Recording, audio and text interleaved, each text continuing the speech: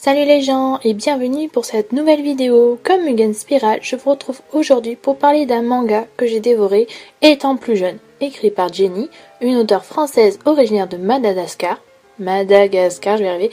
Pink Diary est un shoujo mélangeant romance, tranche de vie et comédie que vous pourrez retrouver aux éditions Delcourt qui est terminé en 8 volumes. Suite à ce succès, l'auteur a pu mettre au monde d'autres petits projets comme Mathilde ou encore Sarah et les Contes perdus. Pour des accros de manga comme moi, les auteurs de référence qu'elle utilise sont faciles à deviner. Mais pour ceux d'entre vous qui ne le sont pas, voici quelques références de Jenny pour vous mettre un petit peu dans le bain. Déjà, on retrouve Tsukasa Ojo, donc l'auteur de City Hunter, Art Angel, Kozuke Fujima, donc Ah My Goddess, Ai Yazawa, tout ce qui est les Nana, Une vie de quartier, Paradis Kiss, donc de très très bons shoujo, le Studio Clove, donc Showbiz, X, Tokyo Babylon, et j'en passe que des meilleurs. Et enfin Miwa Ueda, Peach Girl et bien d'autres Alors je vais vous faire un bref résumé, donc le résumé que vous pouvez trouver au dos du tome 1. Donc Yoko, qui est notre héroïne, se réveille en sursaut dans une chambre qui n'est pas la sienne. C'est celle de Tommy, dont elle était secrètement amoureuse et qu'elle décida sans la moindre explication de ne plus jamais revoir. On lui annonce alors, d'après les parents de Tommy, qu'ils sont inscrits dans le même collège qu'elle. Kyoko décide alors d'ouvrir de nouveau son journal intime, scellé depuis ce triste événement. Alors, que penser de ce manga? Alors avec Fruits Basket, Pink Diary fait partie des deux séries qui ont bercé mon adolescence. Puisque en même temps que c'était sorti, je crois qu'il y avait les Naruto et c'était, comme j'ai dit dans une vidéo, c'était le manga de référence pour garçons. Pour nous les filles, on n'avait pas grand chose et il y avait, je crois, Pink Diary, qui arrivait soit après soit avant, il y avait Fruits Basket en même temps et ça a été mes deux petits points de repère. Donc c'est avec plaisir que je me suis dit je vais faire une vidéo dessus et en même temps je me suis dit mais je me fais du mal parce que je vais devoir dire du mal des deux séries phares et je me suis pas sentie bien quand j'ai fait cette vidéo, mais je me suis dit bon après ça peut ouvrir les yeux à d'autres personnes, pourquoi pas. Donc je vais la décrypter cette partie vidéo en 3 points afin que vous compreniez mieux pourquoi maintenant c'est un classique que je garde toujours. Et de temps en temps, je le relis parce que c'est un bon petit repère pour moi. Premier point, c'est un shoujo qui arrive facilement à nous faire apprécier le genre tranche de vie, romance et comédie. Les personnages principaux sont bien développés et l'histoire, bien que peu originale, se distingue des autres en mettant en avant des sujets graves qui peuvent réellement arriver dans la vie réelle.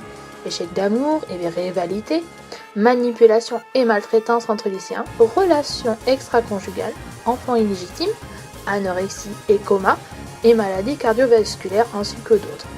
Des touches d'humour sont très bien réparties et touchent très souvent à un but assez précis. Deuxième point, les graphismes, bien qu'ils soient simples et parfois trop épurés, les effets et les jeux d'ombre se soignent au fil des tomes. Certes français, mais qu'il est aussi bon qu'un ouvrage de Clamp ou de Fruits Basket, donc comme quoi j'en reviens toujours dessus. Les personnages sont vraiment très bons, et le fait de les faire à tour interagir dans l'histoire donne de nouveaux rebondissements.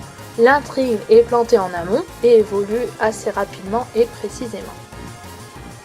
Et enfin, on arrive au troisième point, donc je crois que c'est le point où tout le monde va être plus ou moins d'accord avec ce que je vais dire, c'est que la fin est très décevante. Donc je crois, c'est le seul point faible de cette série. Beaucoup de lecteurs sont formels avec ce que j'ai dit il y a 2 secondes. 8 tomes, ce n'est pas suffisant. 9 ou 10 tomes auraient permis la mise en place de personnages arrivant tardivement dans la série ou encore de peaufiner des points qu'on a vu au départ qui étaient assez cruciaux. Donc voilà, c'est ici que se termine cette vidéo sur Pink Diary. Alors comment vous dire, ça m'a fait très bizarre de dire du mal d'une série qui m'a touchée parce qu'il y avait des choses qui étaient dedans qui me sont réellement arrivées, que ce soit au collège ou au lycée, à savoir que moi j'étais un petit peu la risée, j'étais un peu l'élève lambda qui passait entre les murs, on n'y faisait pas attention et 2 ou 3 fois je me suis fait railler par mes camarades de classe. Et ce que subit Sachiko, donc c'est un personnage qui est dans Pink Diary, bizarrement ça m'a touchée parce que ce qui m'est arrivé, alors je suis pas devenue anorexique et je ne suis pas tombée dans le coma, mais la maltraitance, ça m'a beaucoup touchée parce que je m'y voyais dedans. Ça reflétait le moi intérieur qui était maltraité, qui grâce au théâtre a pu s'affermir et dire un gros fuck à tous les gens qui me faisaient chier, puis voilà, c'est un petit plus.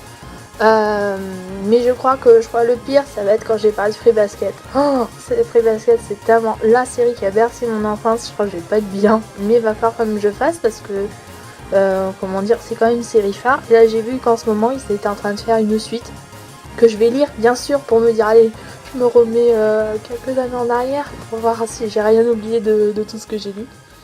Donc voilà, j'espère que cette vidéo vous plaira. Donc c'est un petit peu à cœur ouvert que Pink Diary, voilà, j'en parle parce que je trouve qu'en ce moment, mais alors je vais pas faire un débat dessus, mais ouais, il y a beaucoup trop de violence entre mineurs, que ce soit dans les établissements, que ce soit à l'école primaire, collège ou lycée. Je trouve que c'est important d'en parler et ce manga, je pense que ça peut être une bonne claque pour celles et ceux, voilà, qui se font maltraiter, qui ont des petits soucis, qui n'arrivent pas à les régler. Ça peut être une petite bouée de sauvetage. Voilà, donc j'espère que cette petite vidéo vous aura plu. Passez une bonne fin de journée et je vous dis à bientôt. Bye bye!